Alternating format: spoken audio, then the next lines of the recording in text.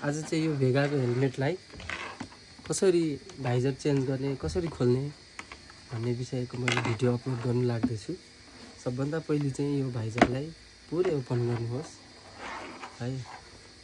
अनि त्यस पछाडि अब यहाँनेरि लक हुन्छ, टक्क यसलाई तल प्रेस गर्ने। अनि यसलाई प्रेस गरिसकेपछि तल हल्का तल तानेर यसरी खोल्न सकिन्छ। त्यस्तै गरी यता पनि यहाँनेरि लक हुन्छ, टक्क प्रेस गर्ने, त्यसपछि तल तानेर सजिलै निकाल्न सकिन्छ। यो भयो निकाल्ने तरिका। लाउने पनि एकदम सजिलो छ। यसलाई टक्क चेन्ज गर्ने, सफा गर्ने, पहिला यसरी टक्क टक्क पुछ्ने है, क्लिन गर्ने। हेलमेटलाई सफा गर्नु सजिलो हुन्छ। यति भएपछि टक्क फोहोर सफा गरिसकेपछि अब फेरि लाउनुलाई चाहिँ टक्क यसरी नै पहिको जसरी नै अब यो लकलाई पुरै माथि पारेर यसरी टक्क पहिला माथिको सर छिराउने, छिराइसकेपछि टक्क थिच्ने, थिचेपछि लक लाग्छ। त्यस्तै यता पनि एकदम सजिलो छ।